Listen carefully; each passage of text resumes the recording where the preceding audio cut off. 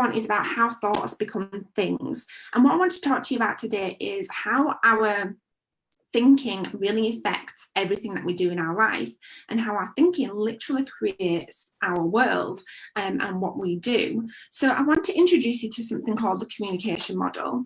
So in NLP, this is the basis of our life and our model of the world. And what I mean by model of the world is that everybody has a different model of the world based on your events that happen to you in your life. I'm just trying to find another colour pen, but I don't have a red one. So basically, everything that happens outside of our lives and that happens to us, we create an internal representation of that, and that's based on our lives, our attitudes, our values, our beliefs, our memories, the language that we use, based on everything that we perceive. And then what we do is we distort, generalize, and delete based on our own model of the world. So everybody has a different model of the world, and that's why hi Hazel, hi Noshi, I hope I pronounced that right. Everybody has a different model of the world, and that's why if you've got like if you've been at an event with somebody or something's happened in your life, when I say event, I just mean things that happen. It could be that you perceive the event to be one thing and somebody else who's seen the exact same thing perceives it to be something different. And the reason for that is because we all experience life differently based on, again, our attitudes, our values and beliefs, our decisions that we've made in the past, our memories, the language that we use, and everything that's happened in our lives so far. So basically, everybody has a different model of the world based on their perceptions, really. So let me make this clear. So you've got events that happen in your life, and what happens is we perceive them based on our own model of the world. So our own model of the world is formed from our values, our beliefs, our memories. It's based on the language that we use, you know, how our parents have brought us up, how we've learned at school. And I just want to touch on it today because it's going to be really helpful to explain how our thoughts become things, right?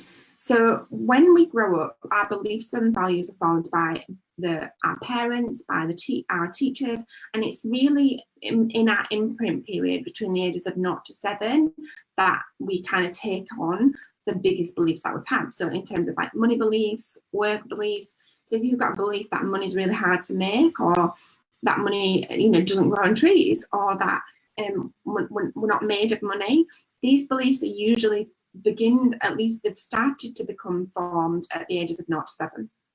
And then, like, if you've got beliefs about work and working being hard, and you have to work really hard to make any money, or you have to work really hard to be successful, like these beliefs are formed between our imprint periods between 0 and 7. And it's usually because like our parents and the people that we're surrounded with have, you know, said them kinds of things, or we've seen things happening, and we've created a perception of what's right in our own model of the world.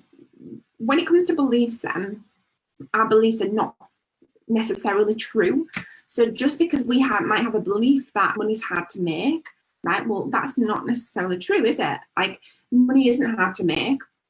It's just true in our own model of the world. So someone else who may have kind of seen similar events and seen similar things happen might not have that belief. So what happens then is we delete, distort, and generalize from these events that come into our lives.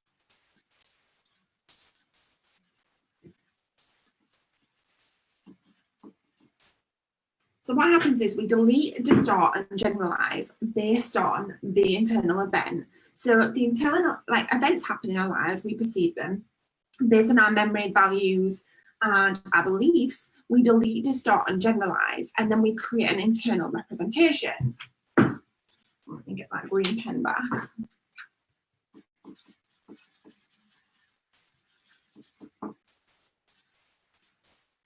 So I like to think of like your internal representation is like your internal telly, right? So you create an image in your mind, and it's like, it can either be an image or it could be a movie. So we create an image in our mind, and we then have a representation of that. and we perceive that to be something.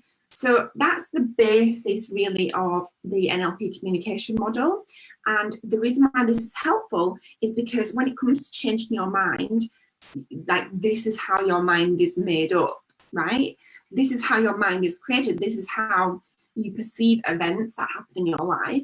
And this is how you decide whether or not it's within your control, whether or not it's outside of your control, how you can react to each event, how you can change your internal representation of each event, but also how you understand how you think and why you think that way. So when we understand, like for example, coming back to this money belief, because this is a really easy one to use as an example, like money is hard to make, right? So we've seen an event that's happened in our life, we've created memories, values and beliefs from that. We've deleted, distorted and generalized based on the information that we've already got, right? And then we've created an internal representation of that, which is like on our internal telly. So imagine that you've got an internal telly and you've created an image of that. So if you want to get rid of money is hard to make, what we need to do is we need to understand, okay, firstly, what was the event that happened, or what was it that happened that created this belief in my mind, right? So what was the first event that happened in my life that made me believe that money was hard to make? So I know this isn't a money mindset session, but this kind of goes for everything. So whether it's a belief of I'm not good enough, whether it's a belief of I'm not worthy of success, whether it's a belief of money's hard to make, or you've got to work really hard to be successful, right? So we've seen an event that's happened in our life, we've created memories, values and beliefs from that. We've deleted, distorted and generalized based on the information that we've already got, right? And then we've created an internal representation of that, which is like on our internal telly. So imagine that you've got an internal telly and you've created an image of that. So if you want to get rid of money is hard to make, what we need to do is we need to understand, okay, firstly, what was the event that happened, or what was it that happened that created this belief in my mind, right? So what was the first event that happened in my life that made me believe that money was hard to make? So I know this isn't a money mindset session, but this kind of goes for everything. So whether it's a belief of I'm not good enough, whether it's a belief of I'm not worthy of success, whether it's a belief of money's hard to make, or you've got to work really hard to be successful, whatever that belief is, whatever that thought is, whatever it is that you've made your mind up about, right? You need to understand what was the first event that happened in my life that created that. We create we stack on top of each other events that happen, and then we create our internal representation of this, and this is how limiting beliefs are formed. So for example, when it comes to the money one, I'll keep using this as an example because it's an easy one. So if you I'll use myself as an example. If I at I don't know, 4 years old, realised that my mum was out working all the time and she still had no money. So that was like one check, right? So that was, oh, it's not red, it's black. That was bad, wasn't it? Anyway, never mind. So I'm 4 years old, my mum goes out working and we still have no money. So I see her working really hard and we still have no money. So that's one belief that's formed about needing to work really hard to make lots of money. And actually, in some cases, it might have just been that one thing that happened that I remember that I now represent in my internal telly as money is really hard to make. And sometimes it could just be that one. But what happens then is I actually do, a few years later, my mum's still working really hard. She's working night jobs, she's working day jobs. She's super inspiring, but she's still not making any money and things are still hard, right? So that's another belief that's being formed, right? You kind of get where I'm going with this. And it's memories and beliefs. And what happens then is I've then got a really good solid reason as to why it's hard to make money. And then, or why making money, you've got to work really hard to be successful. It could be the same thing, right? So then what happens is another, within the same year, again, another event happens. It comes to Christmas. She's working another job to be able to buy us Christmas presents. and another belief is formed, it's really hard to make money. You've got to really work hard and struggle to be able to be successful, and then you still might not be successful. And that's not necessarily what is true, right? So that's not necessarily what actually is happening, but that's from my model of the world, from the events that have happened and the other memories that I've had. They've created beliefs. So it might be that something's been said like, well, money doesn't grow on trees, or you can't have that because you have no money, or these kinds of things. And then what happens is I've then deleted, distorted and generalized, created an image on my own internal telly that money isn't good enough. And I've got these beliefs that I've stacked upon each other to really make it like a solid thing. So basically I've got a good solid like platform, like base here to this belief. So what we want to do then when we come to changing our mind, we want to get to this, like, what is the first time that you ever thought money was hard to make? Yeah. And you want to understand what are these different events that have happened, or different things that have happened that have created that belief in the first place. And then once we understand that, we can then understand, okay, so I've deleted this, started generalized based on this information here. What I can do now is I can decide to change my mind. Okay, so we can unpick the beliefs that we've formed through that by using really epic NLP tools and techniques that literally, there's one called the Belief Change, which takes like 15 minutes to do. I also teach this stuff as well. So if you want to learn how to actually do the techniques, again, reach out and ask, because I actually teach them. Then what happens then is we can use the limiting belief subanalysis change, which is what it's called. It's called the Belief Change. And that's why I was just stumbling over my words. And then there's also something called timeline therapy. So timeline therapy is an absolutely incredible NLP technique, and that takes about 2 hours. And actually, I was just saying that, and I was thinking to myself, compared to other NLP techniques, that's really long, like really, really long. But actually, it's not long at all, really, is it? Like 2 hours to get rid of all this crap that's no longer true, which will support you to change your mind, which then will result in you changing your life. Because if you could imagine, right, if I'll give you an example of my own example, right? So I do this work on myself because I know how important this is, and I'm continually evolving and developing as an individual. Now, I receive timeline therapy from NLP coaches, and I also really get to the bottom of my own beliefs and my own events. So I recently worked on life. Money is hard to make. Like, you've got to work, like, there was this word that I was using, struggle, a lot. Like, it's a struggle to make money, or, to work really, to be successful, it's going to be a struggle. And I had this belief that I'd formed. And so what I did is I got to the bottom. So I understood that it was a limiting belief. And I understood that by helping myself, I could, there were definitely things I could do that would help me on the way, but just to fully clean it out and fully clean it up, so that I completely changed my internal representation of it within, straight away, 2 hours. And I had timeline therapy, and I did a breakthrough day. Now, since then, I'm not one to make money claims, but I just want to show you how powerful this is. So I've had a goal to reach a 10K a month for what feels like forever. And I did it twice in a row after I did this work on myself, like within like the next month, like that month. So it's so powerful. By just cleaning up this stuff it's just so powerful. So then when it comes to changing your mind, it's really important to understand, like, what are the beliefs that you have that you want to change.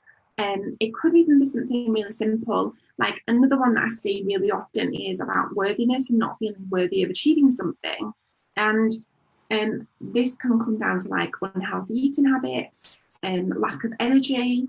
And again, there are things that we might have perceived. We've then created beliefs, memories, and values based on that. We then delete, distort, and generalize, and we create an image on our internal telly.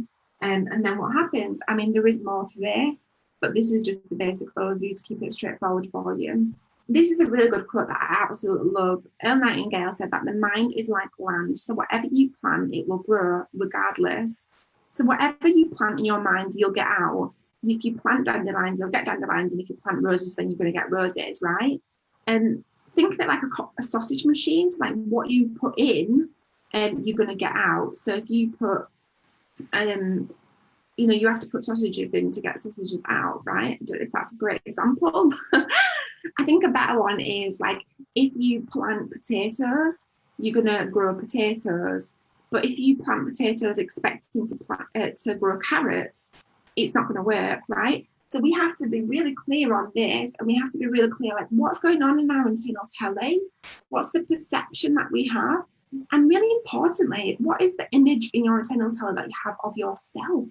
This is really important because if you perceive yourself to be someone who is confident and successful and can achieve all the things that you want and that you'll figure out and find a way if you need to, then that's what you will create, and that's what you'll create in your life.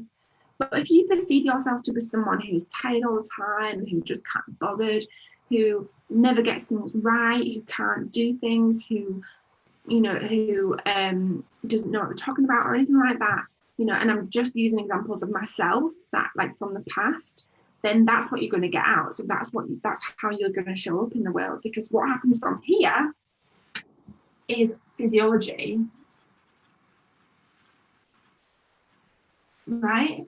So what happens from our internal telly is us, like the way we show up, the way we are, our state, our being, the way we feel every day. And so that's really important to bear that in mind. So you want to make sure that you've got a really good internal picture of yourself. And a really good story I'm going to share with you. So I went on holiday to Lanzarote in March. I went away for 2 weeks, and in April.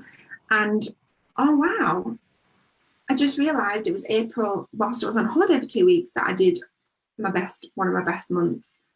So that just goes to show, like, when you get rid of the beliefs that don't serve you, like I got rid of the belief that making money is a struggle. I went on holiday for 2 weeks, didn't work at all, and still made more money than I've ever made before. So it just goes to show. And again, I'm not sharing this with you to try and show off or anything like that. I'm sharing it with you to say, like, it's possible to achieve the things that you want to achieve, and by doing it really smart, and just by getting rid of the beliefs that are not serving you and being really clear on what you're putting on in your internal telly, then you'll get better results. So by changing your mind here, you're going to completely change your life. So anyway, when I went on holiday in Lanzarote, we got some new clothes and didn't really have any holiday clothes. I literally bought a whole new wardrobe from my holiday. I had nothing old with me, right?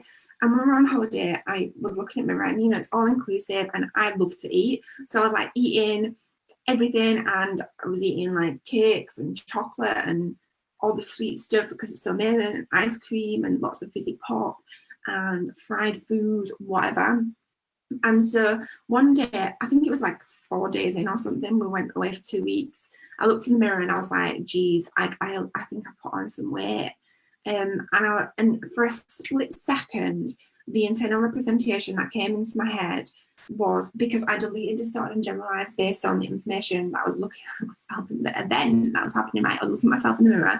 I thought I looked like I was getting, putting weight on, and I deleted, distorted, and generalized, and created this image in my internal tally of myself of being overweight, not being very good. And then I was like, and then what happened is my internal dialogue. And I'll talk more about this in one of the next days, because I'll be talking about how to stop your negative internal dialogue. And as the things that I was saying to myself was, oh no, what if my husband doesn't find me attractive anymore? Oh no, what if he notices that I'm putting on weight? Oh no, what if, blah, blah, because I was really small when we met. Anyway, so because I'm aware of this stuff, I really quickly, like honestly within split seconds, I was like, what is going on, right? Well, what's the, right, thinking like this is not going to serve me. Being negative is not going to serve me. So what I can do, I know I can just change my internal representation of myself. So I looked at the mirror in myself. I looked at myself in the mirror, and I said to myself, Rebecca, I love you. Like, I love you. I'm so proud of you. You're doing so incredible. We're on holiday with the kids. It doesn't matter if I put on a little bit of weight. It's fine. I'll sort it out when I get home. So anyway, I went on my holiday. And you know, I was just relaxed and I just carried on doing what I was doing. And then it came up a couple of times throughout the holiday, but again, I just kept changing my internal representation, changing what was on my internal telly, empowering myself more by the words that I used, and by knowing and understanding that I don't need to do this, like I have a choice and I can change it. I then decided to give myself a more empowering belief. So when I got home, I looked in the mirror, and I'm not even joking, if anything, I had lost weight. And I realized it was not anything that I was doing, it was because of the way that the mirror was tilted, right? But this is a really good example of how we create our internal telly and how we, you know, how we see events, we delete, distort, and generalize, and we create an image on our internal telly. So that is it for today. That's all I wanted to share with you, really. I wanted to keep these as short and sweet as possible. So I think half an hour is a really good time.